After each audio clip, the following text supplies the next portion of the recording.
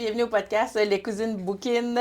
Aujourd'hui, on est, moi et Marie-Claire, ensemble pour vous présenter un livre dans le cadre du deuxième épisode de cette saison. Oui. Puis toi, tu arrives et tu nous parles d'une série. Une trilogie. Une trilogie. Une trilogie qui n'est pas nouvelle, que tout le monde connaît. La tome 3 est sortie en 2023, je pense, ou 2022. Mais je pense que c'est une trilogie qui a été quand même très populaire. L'ours et le rossignol. Ouais. Puis quand tu dis Univers. tout le monde, Ben, pas là, tout le monde, mais- non.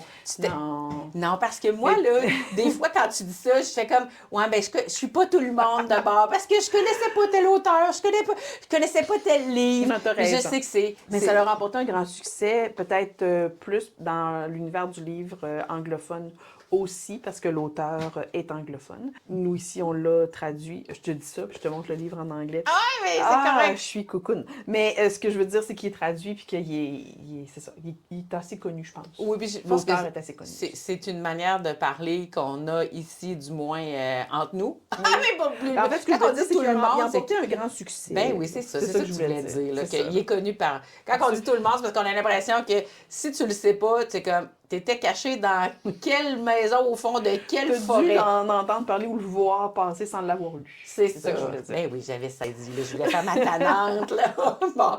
Mais alors, c'est ça. Puis moi, je tiens à dire que je suis déjà vendue. Oui, parce que tu as lu le tome 1. Ben, Tu l'as écoutez. écouté, c'est bon. Non, mais moi aussi, je veux dire, je l'ai écouté en français, je l'ai lu en anglais. Fait qu'on est à la même place. On se Tout à fait.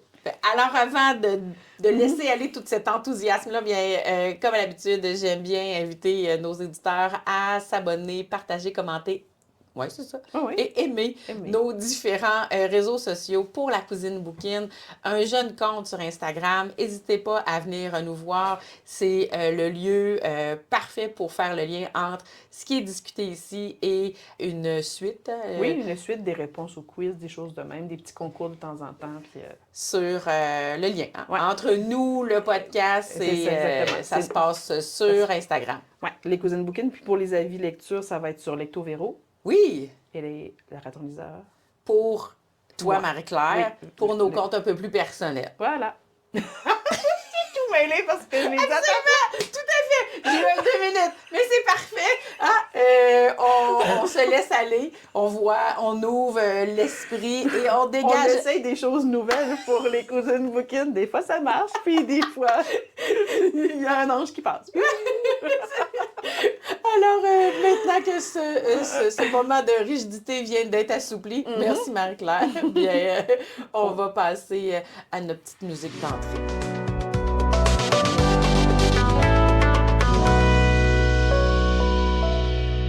Là, je dois dire que moi, je suis vendue, j'ai adoré. J'ai longtemps hésité à savoir si je passais de l'audio à la lecture. J'ai pris une décision. Pour vrai, peut-être que ça se glissera dans la vie de lecture, dans l'émission qu'on a aujourd'hui, mais je veux pas trop mettre le focus sur mon expérience.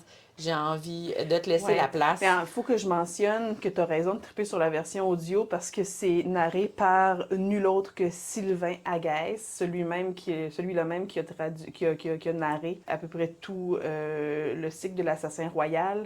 Tu sais, on aime sa voix, là. Le gars, il est juste fantastique. Là.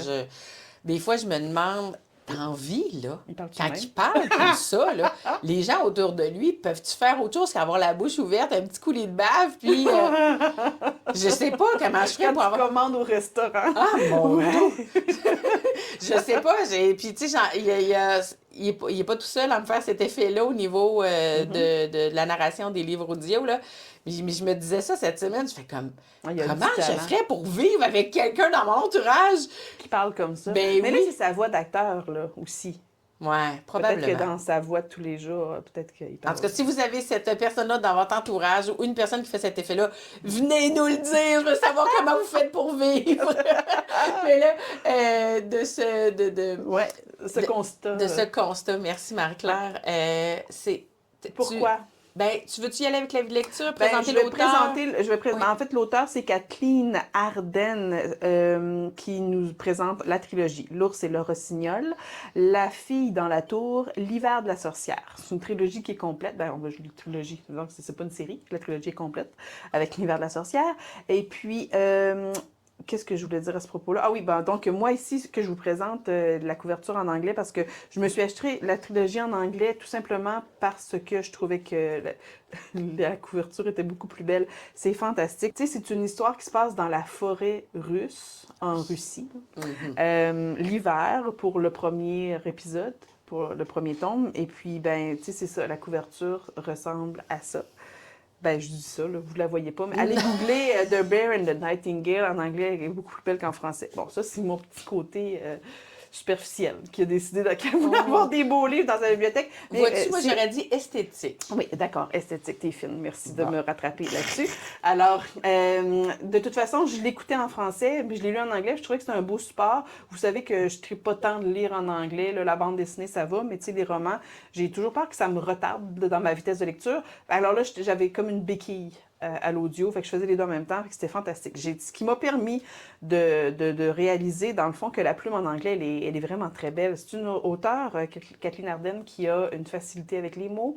Son écriture, elle est douce, elle est subtile, elle est délicate, juste ce qu'il faut, dans le fond, pour aborder des thèmes qui sont peut-être un peu plus sérieux, puis qui pourraient peut-être sous la plume d'un autre auteur nous paraître, oh non, qui pourrait nous paraître brutaux. C'est ce que je voulais dire parce que ça se passe, comme je l'expliquais, en Russie, puis c'est un univers dans lequel on va refaire vivre du folklore populaire russe.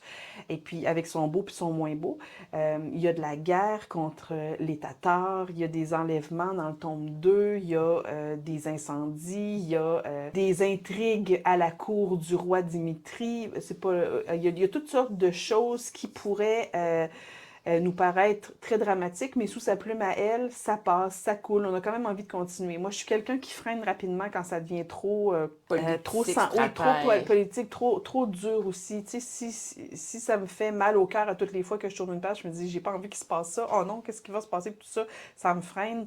Je suis moumoune à ce niveau-là, mais sauf que non, elle a vraiment le don de nous rendre ça quand même très attrayant. Ben, son histoire est pas juste attrayante, elle est extraordinaire. Alors là, je parle à quelqu'un qui l'a lu, le tome 1. Ouais, puis là, je me permets de te dire que je suis tout en ouverture et en générosité pour les auditeurs parce que probablement, sans faire de spoil, de divulgacher, dans le désir de parler des 3 livres, tu vas amener des images Je ne vais pas en amener trop, parce qu'il se passe un événement, parce que je peux en parler du 1, du 2, il se passe des choses dans le tome 3 qui pourraient... parce qu'il s'est passé un événement, moi, qui m'a scié les jambes en deux au début du tome 3, puis j'ai dit « Ah! » Quand je parlais du fait que j'étais moumoune, si ça me fait trop de peine, c'est comme si je peux pas passer par-dessus cet événement-là. Puis là, je me suis dit, c'est terminé pour moi.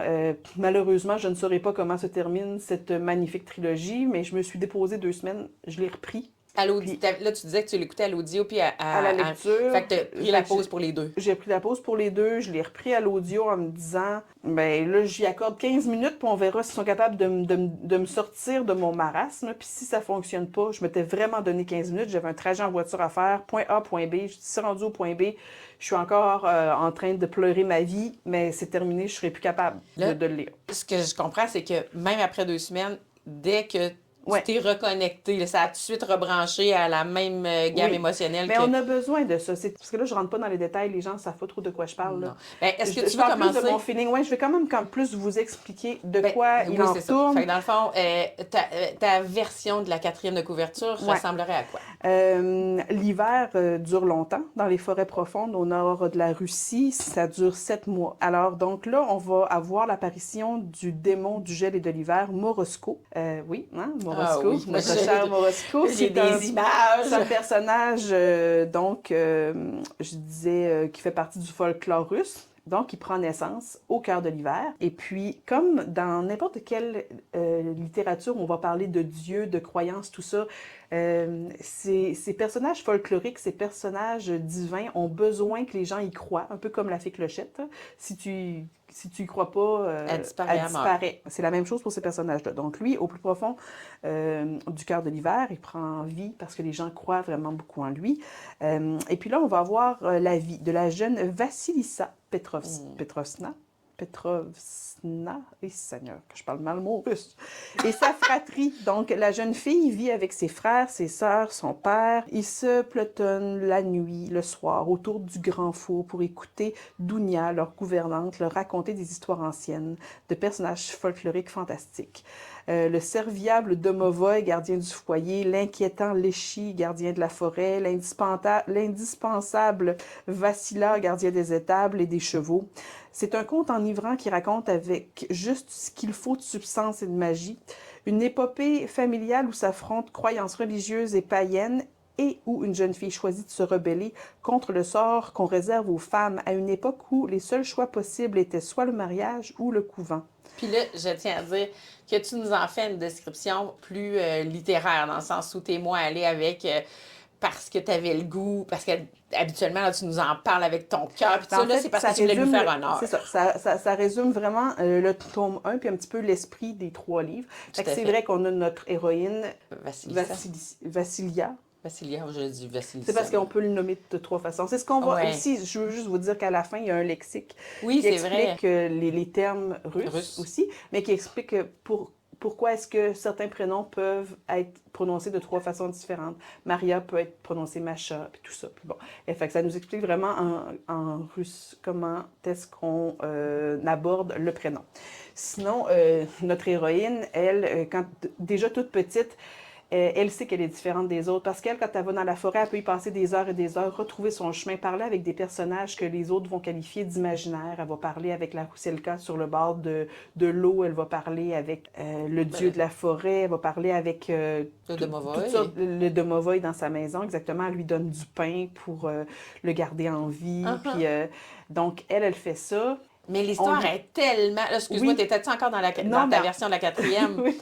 Parce que, excuse-moi, je vais te laisser aller, parce que je me dis, l'histoire est comme tellement plus que cette relation-là, ou cette relation-là crie tellement l'autre, je sais pas comment dire. C'est un peu ça, c'est qu'une fois qu'on comprend que sa famille veut qu'elle soit différente, son père s'inquiète pour elle parce qu'il voudrait la voir mariée, il voudrait la voir... posséder quelque chose plus tard, un domaine, avoir une famille, avoir des enfants, puis être prise en charge par un homme, parce qu'on sait bien que c'est la seule façon que les femmes ont de pouvoir vivre leur vie. Oui, c'est ce qui va arriver avec sa plus grande sœur, qui va être mariée à un prince, fait qu'elle, c'est correct. Un de ses frères va être envoyé comme... va devenir Mais c'est un moine. C'est un enfant de retour d'âge, dans le sens où c'est pas...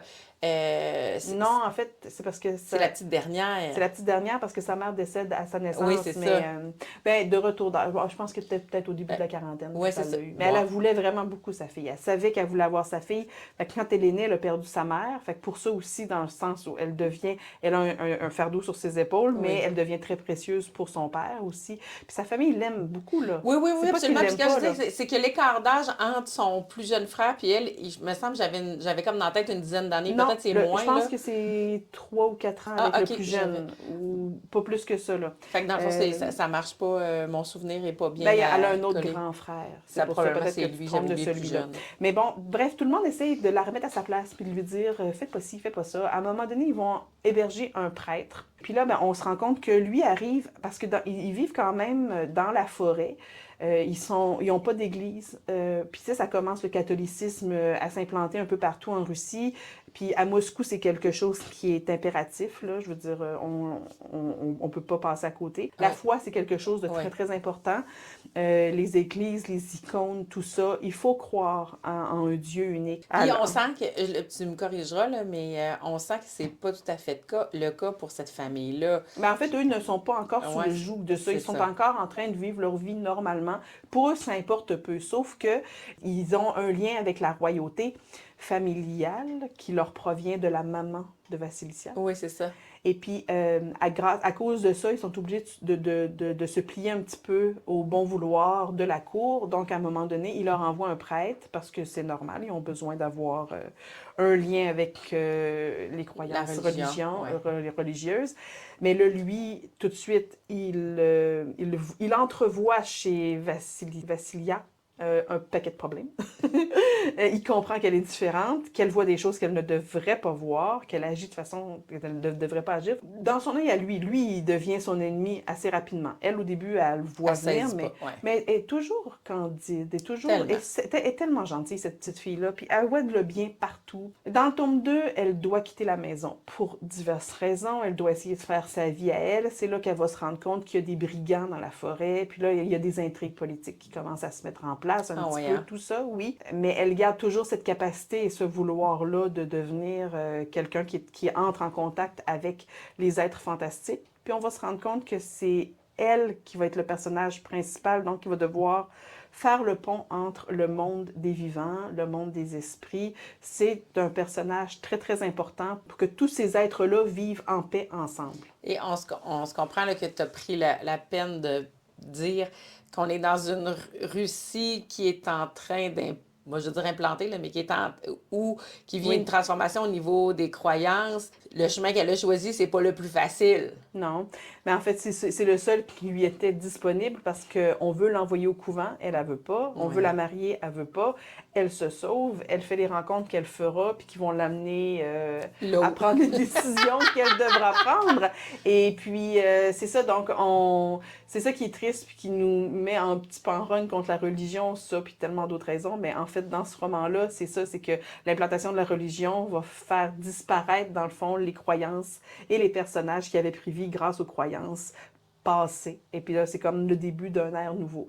Mais elle, dans sa tête et dans son cœur, elle se dit, tout ça peut cohabiter. OK? Fait que c'est la pierre angulaire vraiment de la trilogie. Elle doit faire en sorte que tout puisse cohabiter. Est-ce que c'est une... Oh, excuse-moi, vas-y, non. Est-ce que c'est une série qui se termine avec un « je suis contente de la fin » ou « ah, mais mon Dieu, pourquoi vous m'avez amené là, Madame Ardennes? » Non, c'est ce qui fait que la série est vraiment... OK. est vraiment satisfaisante, exceptionnelle, puis qui a fait du bien. C'est une série qui est vraiment hot. Moi, j'ai donné je pense que j'ai donné 4 étoiles et demie pour le premier, j'aurais vraiment pu mettre 5, là. J'ai mis un 4 pour le deuxième, parce que là, on était un peu plus dans l'implantation de la politique et tout ça, qui m'a perdu à certains moments, mais si peu, si peu. C'est juste que le plaisir que j'ai ressenti dans le premier a été un petit peu plus long à rembarquer dans le deuxième. Puis là, le troisième, bon, commence d'une façon, mais après se reprend de façon magistrale. Oui, parce qu'on comprend, là. Quand tu nous disais, tu lui avais donné 15 minutes. Mais c'était nécessaire. Il les a eu, ces 15 minutes, et il a passé le test. Exactement. Après ça, je ne voulais plus arrêter. Après ça, je voulais vraiment continuer parce que, évidemment, que c'est ça aussi, c'était la résolution de plein de choses. C'est difficile de vouloir en dire sans trop en dire, mais moi, je peux seulement que vous amener à au moins découvrir le tome 1 qui est exceptionnel, qui est vraiment génial. Puis, je dirais, pour avoir écouté, pour l'avoir écouté à l'audio, parce que lui, il est apparu dans ma bibliothèque juste comme ça, là, je faisais des recherches sur quel livre que je voulais lire, puis je m'en étais jamais fait parler, j'avais pas vu ça passer nulle part. Tu sais, des fois, je suis celle qui est déconnectée dans sa forêt, qui comprend pas pourquoi tout le monde l'a vu, puis moi, je l'ai pas vu, là. Des fois, ça m'arrive, puis je pense que c'est un peu ça qui s'est passé avec ce livre-là. Je l'ai écouté, et quand il a terminé, je me sens quand même comblée. Fait que si une personne ne voudrait pas, aime pas tant les tomes 2, 3, elle pourrait quand même passer un très beau moment. Avec le tome 1. Avec le tome 1. Puis moi, je tiens à dire que je sais que je vais écouter le deuxième livre, mais je l'ai même pas enchaîné immédiatement. Tu sais, j'ai pas écouté, je pense que c'est ce printemps que j'ai écouté le tome 1, puis j'ai pas écouté encore le tome 2, tome 3. Puis je me sens encore gorgée, puis je suis encore très, très dans le wow du livre. Empêchez-vous pas d'écouter parce que c'est une série. Non. Écoutez ou lire, là. Le tome 1 vaut vraiment la peine. Il est très, très satisfaisant. Absolument. Fait que là, ton avis de lecture, là. Ben, je l'ai donné un peu en faisant... Ben oui, la quatrième, ben oui, exactement. Moi, c'est venu chercher vraiment tout ce que j'aimais, c'est-à-dire que tu as des personnages imaginaires qui sont très forts, qui sont... C'est comme, il y a une naïveté en étant... En tout cas, je pense pas que c'est là que tu t'en allais. Tu voulais dire quoi? Oui, mais ça fait du sens, c'est vrai. Il y a une naïveté de la part de ces êtres-là. oui, eux qui ont besoin des humains pour vivre, ces humains-là qui croient plus vraiment en eux, fait qu'ils sont très Ou vulnérables. qu'ils les ont oubliés parce que... Oui, ils ont oublié parce Ouais. qu'on arrête de raconter les histoires. C'est ça. Ah oui, non, je trouve ce volet-là fantastique. Oui. Le Qui est moins présent dans le tome 2, c'est peut-être pour ça aussi qu'il a perdu une étoile dans mon cœur, mais qui est très, très présent dans le tome 1, puis qui va l'être encore plus dans le tome 3. Fait qu'il Faut pas désespérer! faut pas désespérer. Mais non, moi, c'est venu chercher tout ce que j'aimais dans les romans fantastiques. Ah non, c'est... Puis la plume, c'est sûr que je l'ai pas lu, puis c'est une traduction, Mais moi, la traduction rend justice. Tout à fait, oui. j'ai envie de dire ça. Et est-ce que tu te souviens de qui faisait la narration? Il me semble que c'est Nicolas Planchet, ça se Non, peut-tu? Sylvain Agaisse. Ah oui, c'est vrai, tu disais. Ouais. Ben oui, c'est celui qui s'est occupé des romans de Madame.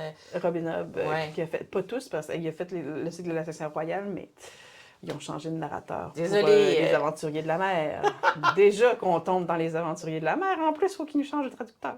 De traducteur ou de narrateur? Narrateur. narrateur. De narrateur. De narrateur, excuse. Ouais, c'est correct, c'est correct. Alors là, je sens que, à part de dire que c'est un coup de cœur, qu'on l'a Ouais. aimé puis qu'il faut le lire, Exactement. En français ou en anglais ou à l'écoute, peu importe. c'est un... comment on dit ça? Donc, c'est pas une obligation, mais c'est quelque Une chose. bonne suggestion. Oui, tout à fait. Là, d'ici la fin de vos jours, là, ça vous laisse une grande plage horaire Ouais, voilà. pour le mettre dans votre palle. Il vaut vraiment la peine. Mais moi, je suis curieuse. Oui. 2e épisode. Oui, le quiz. On arrive. Va porter sur quoi? Oui, c'est ça. Alors, quand j'ai préparé le quiz, je me suis demandé dans quel sens est-ce que j'allais vous poser la question. Puis là, je suis en train de prendre ma décision. Dans le fond, je veux savoir cette semaine, connaissez-vous votre folklore russe? Là, tout à l'heure, dans ma description, j'ai quand même nommé quelques personnages du folklore russe et leur Attache, là, pour leur description. Ouais, un c'est petit ça. peu, si on peut dire. Fait que là, je me dis, est-ce que je vous propose une description et que je vous demande de me nommer le personnage ou je vous nomme le personnage et je vous demande de me faire une description? Et t'as choisi quoi? J'ai décidé de vous donner le nom, Oui. puis que vous me fassiez un petit résumé de qu'est-ce que c'est que ce personnage-là. OK? Ceux qui ont lu le livre, ça devrait être facile, surtout que vous avez le lexique à la fin du livre. Fait que vous avez juste à aller chercher les réponses là, j'accepte. Oui, c'est ça. C'est comme... Pour les autres, j'ai donné quelques réponses déjà tantôt dans mon résumé. Et puis, on y va de ce pas avec la première question. Alors, qu'est-ce qu'un domovoy? Ben, moi, mon souvenir, c'est celui qui est attaché au feu dans le foyer, là. C'est celui-là qui est dans la cuisine. Je sais pas c'est quoi ses rôles et responsabilités, mais je me rappelle qu'il était là souvent. Question numéro 2. Qu'est-ce que la roussalka? Oh, je ne garde pas de souvenirs. Je suis désolée, Roussalka. Question numéro 3. Qu'est-ce que la Baba Yaga? Oh, ça, je m'en souviens sans m'en souvenir. C'est pas quelque chose qui était sur le bord de l'eau. Oh, man. Ah, mauvaise étudiante. T'as pas bien écouté ton livre. Question numéro 4. Qu'est-ce que le lietchi? Oh, ben là, Véronique, je suis désolée. On dirait que j'ai pas écouté mon livre comme il faut. Question numéro 5. Que sont les tchierti? On en parle plus dans le tome 3, là. Ok. Celui, Mais écoute, j'avais le souvenir là, c'est parce que je veux pas parler d'une scène qui me revient, une des scènes finales à la fin du tome 1. Il me semble qu'ils sont là. Ça se peut. C'est ça. C'est Il me semble possible. que je les vois là en train de... Mais c'est pourquoi qu'ils sont là? C'est-tu parce qu'ils sont les êtres de la forêt? Je vais laisser ça comme ça, sans plus. D'accord. Mais j'ai quand même pas été capable de donner 2 ou 3 réponses. Shame on me. Vraiment, je vais aller réapprendre mon folklore russe D'accord. en écoutant ou ben, lisant le tome 2 et 3. Oui, la fille de la tour. Maintenant, Dans la je vais pouvoir tour. faire le lien avec les questions de cet épisode-là, puis de me rappeler de Véronique, effort, pour que tu répondes à la question. Mais merci Marie-Claire pour ce magnifique quiz. J'adore, en plus de faire le lien entre un volet plus général, ça me ramène dans l'histoire. Fait que pour ceux qui ont déjà lu le livre ou qui ne l'ont pas lu le livre, je pense que c'est gagnant pour les deux. Fait que merci pour ce petit moment de quiz. Ça me fait plaisir. C'est sur cette énigme-là, ces énigmes-là, qu'on va vous laisser, vous les auditeurs, à nous revenir sur la page Instagram Les Cousines Bouquines pour donner vos réponses ou attendre celle dans le prochain épisode où tu vas nous parler de... Le prochain, ce sera Loin des îles Mauves de Chloé Chevalier. Loin des îles Mauves. Toujours des titres un peu particuliers que tu nous déposes ici dans le podcast, mais très intriguants et toujours très intéressants. Qu'est-ce que tu en penses? Tout à fait d'accord. Alors, en attendant ce magnifique partage et de lire vos réponses sur la page des Cousines Bouquines, je vous souhaite à tous de passer de magnifiques moments en compagnie des mots. N'hésitez pas à venir nous rejoindre sur nos différents réseaux sociaux, partager, commenter, aimer ces publications-là et de commenter avec nous nos différentes publications. Pour moi, c'est Lecto Véro. Toi, Marie-Claire? La raton liseur sur Instagram. C'est l'épisode 2 des Cousines Bouquines et en compagnie des mots, je vous souhaite de passer de magnifiques semaines. Passez une très